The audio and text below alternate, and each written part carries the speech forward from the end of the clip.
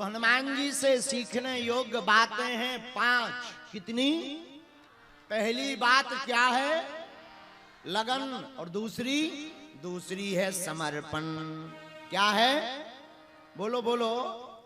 ये समर्पण क्या है? हनुमान जी जैसा समर्पण। हनुमान जी का समर्पण कैसा है? हनुमान जी स्वयं तो छिपते हैं, राम जी को छपाते हैं। और हम लोग स्वयं अखबार में छपते हैं, भगवान को छिपाते हैं। इतना ही अंतर है हमारी और हनुमान जी की भक्ति में। साधक को और शिष्य को छिपना चाहिए, अपने गुरु को और अपने भगवान को छपाना चाहिए। बोलो सीताराम, जोर से बोलो। लेकिन आजकल के शिष्य जब तक फोटो ना खिंचवा लें तब तक उन्हें लगता ही नहीं कि गुरुजी हैं हमारे। फोटो खिंचवा करके ही कई गुरु बन जाते हैं। बोलो सीताराम। इसलिए हनुमान जी का दूसरा लक्षण, दूसरा गुण है समर्पण। क्या है? और तीसरी सीख क्या है? हनुमान जी से तीसरी शिक्षा है विनम्रता। क्या? विनम्रता। विनम्र रहना। विद्या ददाति विनयम। हनुमान जी के पास विद्या भी है। विद्यावान गुणी अति चातुर।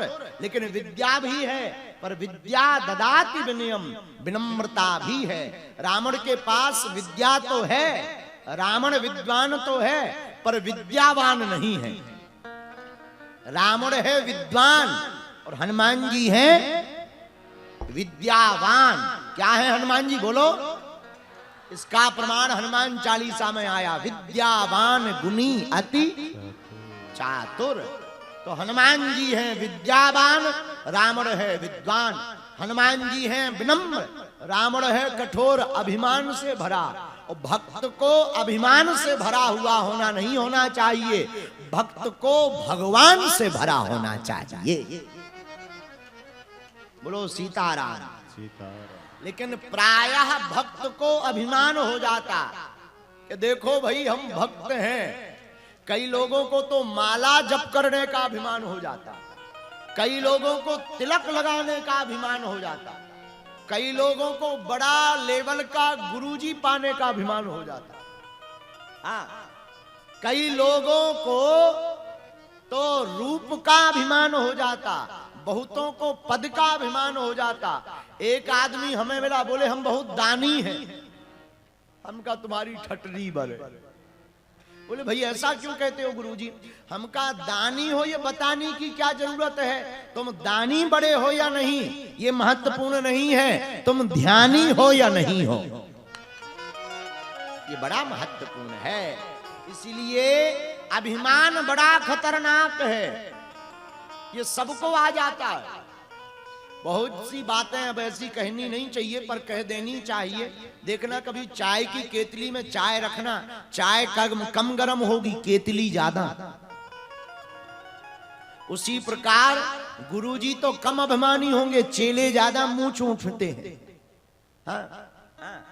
कई बार गुरुजी बड़े विनम्र दिखाई देते पर उनके चेले राम जी के ही पूरे।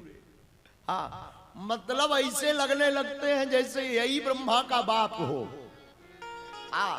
एक हमारा चेला था, हम नाम नहीं लेंगे, अब नहीं है। नहीं, चेला तो है पर हमारा नहीं है।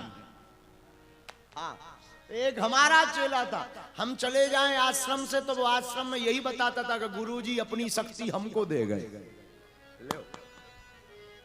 हमको बाद में पता लगा हम खूब ठटरी बारे और बड़े रुआब के साथ रहता था। हम आश्रम में चले जाए तो वो अलग कुर्सी डलवाता, इधर हमारी डाली और उस पर पैर लटका करके जैसे हम आदत करते हैं वैसे ही बढ़िया बन करके बैठता था और दूसरे चेलों से कहता था चाय ले आओ।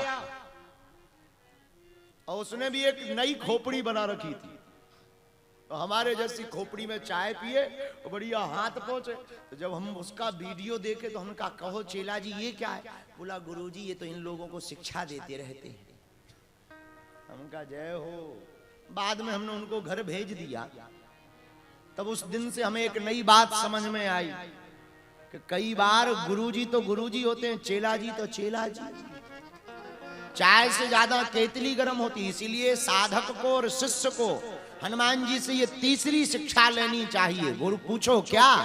विनम्रता। क्या लेनी चाहिए? बोलो बोलो बोलो।